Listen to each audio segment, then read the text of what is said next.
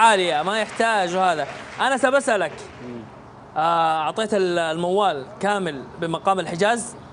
فيه طلعت بيانات، المشكلة لازم هذه تجي، لازم تجي. هيثم المايك لك، تفضل. طيب اولا بالنسبه للنشيد وصلت الكار، معليش الحجاز الكار هذه.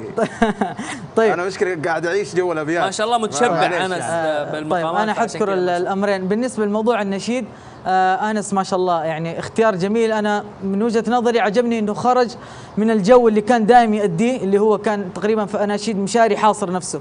فالواحد حلو لما ينوع مدارس السمع عنده. جميل. وهذا الشيء اللي صار اليوم، حتى يمكن الشباب هناك قالوا لي ما شاء الله اداؤه كان مسلطن فيه كثير، لكن في كان عنده بس مشاكل بسيطه في موضوع النشيد. لا شوف، انا لما ابغى احط لمستي في اللحن، لا احط لمستي على حساب زمن او على حساب النغمه نفسها، اني اجيب نشاز. فهذا شيء تصرف من عنده، اوكي، في تصرف كان جدا سليم 100% واعطيته لمستك. في تصرف ثاني خرجت من الزمن واحد، شيء ثاني قفلتها بنشاز. يمكن يوافقنا عليها الاستاذ جهاد.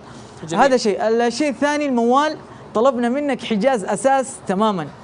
مشكلتنا يا جماعه الخير لما ندرس المقامات، نحاول نتشبع من جميع النغمات وما نوصل بعض الأحيان أدائنا في مقام معين، ما نقدر نستمر عليه، فتلقى نفسك تبغى تخرج، تحاول تلعب يمين يسار. لا، الاختبار هذا، فلذلك حتى يوم ما بدينا مع السفلي قلنا له سيكا فقط، بدينا معاه قلنا حجاز فقط. هو خرج مقامين، لكن ان شاء الله يعني انك يعني ابدع. بس ما شاء الله ما شاء الله، يعني هذا لا يلغي انه اللي قدمه شيء عاطل. ما شاء الله تبارك الله عليك يا انس، ينوم على انه واحد شارب المقامات وقاعد باله كذا يجبره غصبا عنه يروح يعني. جميل، شكرا لك حبيبنا انس، شكرا.